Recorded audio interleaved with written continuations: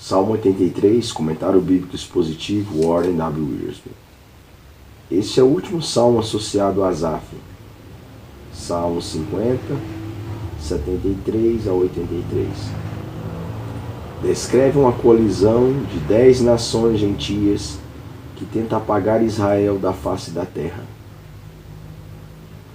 Alguns estudiosos relacionam este salmo à grande vitória de Josafá sobre uma colisão menor, 2 Crônicas, capítulo 20. Apesar de ser possível que o cronista não tenha mencionado todas as nações envolvidas, 2 Crônicas 20:11 é paralelo a Salmos 83, 12 e Salmos 20, 29. É paralelo a Salmos 83, 16 e 18. Mas essas semelhanças não provam que o salmista escreveu sobre este mesmo acontecimento. Israel era objeto de ódio e de oposição desde o tempo em que se encontrava no Egito. Mas o Senhor cumpriu suas promessas e guardou o seu povo. Gênesis 12, do 1 ao 3. O faraó, Amã, livro de Esther, Hitler e todos os outros exterminadores de judeus acabaram humilhados e derrotados. Isso nos lembra que a Igreja de Jesus Cristo também é odiada e atacada pelo mundo. João 15, 18, 19, João 17, 14. E que, como o povo de Israel no tempo de Asaf, nossa defesa é a oração e a fé nas promessas de Deus. Atos 4, 23 a 31. Ao comentar sobre este salmo, Alexander McLaren escreveu: o mundo está armado contra o povo de Deus. E qual é a arma de Israel? Não é outra coisa senão a oração. O mundo está armado contra o povo de Deus. E qual é a arma de Israel? Não é outra senão a oração. Mas por acaso existe arma melhor do que essa? Ao ver os exércitos inimigos cercando Israel, Asaf faz 3 pedidos sinceros ao Senhor.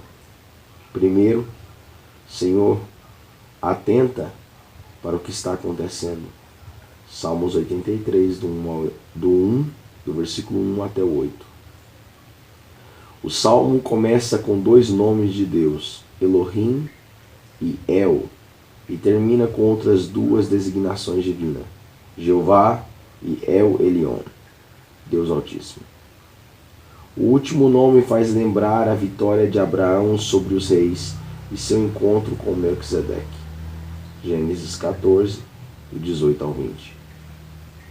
Asaf está perturbado, pois o Senhor não disse coisa alguma por intermédio de seus profetas e não fez coisa alguma por meio de sua obra providencial, a fim de impedir o avanço dessa enorme confederação.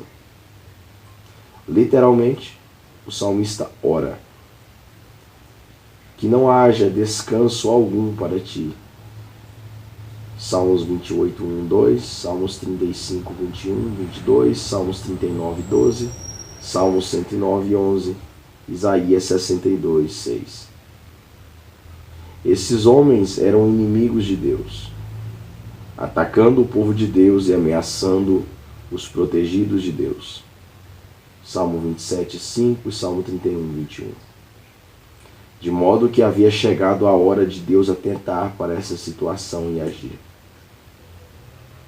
Os invasores eram muitos, estavam unidos, erguiam a cabeça com arrogância e desafiavam o Senhor Deus de Israel. Salmos 2, versículos 1 até o 3. Haviam tramado juntos em segredo, mas agora estavam rugindo como o mar. Se alvoroçavam, versículo 2. Salmos 46, 3. Seu objetivo era destruir o povo de Deus e tomar posse da terra. Versículo 12. Ao que parece, Moabe e Amon, frutos na união incestuosa de Ló com suas filhas, Gênesis capítulo 19, eram os líderes da coalizão incentivados pela Síria que, a essa altura, ainda não era potência mundial. Versículo 8. Moabe e Amon viriam do leste com os ismaelitas, enquanto Edom viria do sudeste com seu vizinho, Gebal. Ismael era inimigo e rival de Isaac, Gênesis 21, do 1 ao 21. Os agarenos viviam a nordeste de Israel e os amalequitas a sudoeste. Os povos da Filístia e Fenícia, Tiro, ficavam a oeste de Israel. O inimigo veio contra Israel de todas as direções e cercou o povo de Deus. 2. Senhor, faze o que é preciso. Salmos 83, do 9 ao 15. Mesmo que a situação de Josafá não seja a mesma descrita por Asaf, sua oração teria sido apropriada para a ocasião. Ah, nosso Deus, acaso não executarás tu o teu julgamento contra eles? Porque em nós não há força para resistirmos a essa grande multidão que vem contra nós, e não sabemos nós o que fazer. Porém os nossos olhos estão postos em ti. 2 Crônicas 20, 12. Asaf recorda algumas das grandes vitórias de Jeová na história de Israel, especialmente a vitória de Gideão sobre os midianitas, versículo 9a e versículo 11. Juízes, capítulo 6 até o capítulo 8. E a vitória de Débora e Baraque sobre Cícera e Jabim, versículo 9b até o 10. Juízes, capítulo 4 até o capítulo 5.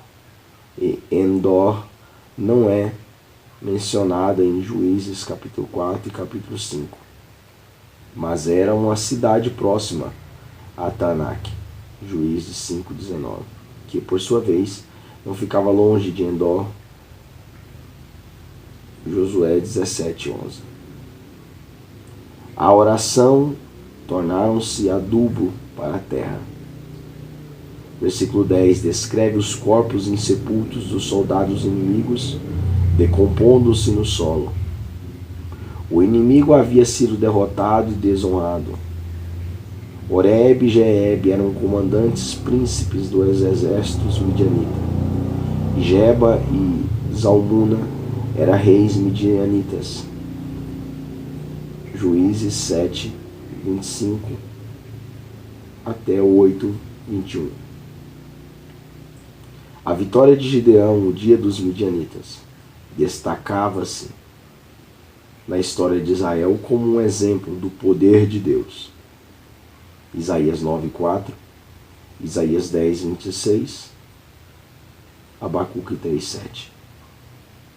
Asaf encerra sua oração pedindo a Deus que envie uma vitória como essa a Israel, para que os soldados inimigos fugissem em pânico, feito palha ou folhas ao vento.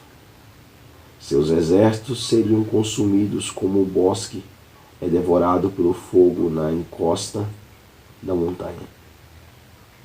A imagem do julgamento de Deus como uma tempestade pôde ser encontrada em Salmos 18, do 7 ao 15, Salmos 53, Salmos 68, 4. Se a oração de Asaf parece vingativa, devemos lembrar que ele está pedindo que Deus proteja seu povo especial, que havia recebido uma missão especial para cumprir na terra. Ver Salmos 55, para comentários sobre os salmos imprecatórios.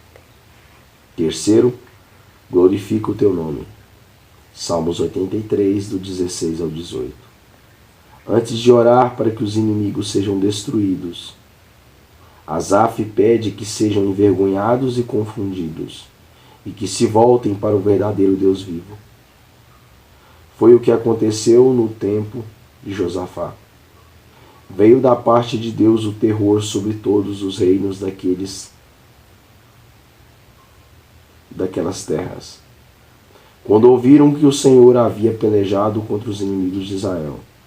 2 Crônicas 20 e 29. O rei Ezequias fez uma oração semelhante pelos invasores assírios. Isaías 37, do 14 ao 20.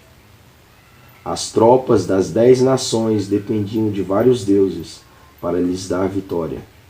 Mas o Deus de Abraão, Isaque e Jacó derrotou os exércitos e seus deuses. Santificado seja o teu nome. Esse é o primeiro pedido da oração do Pai Nosso, Mateus 6, 9.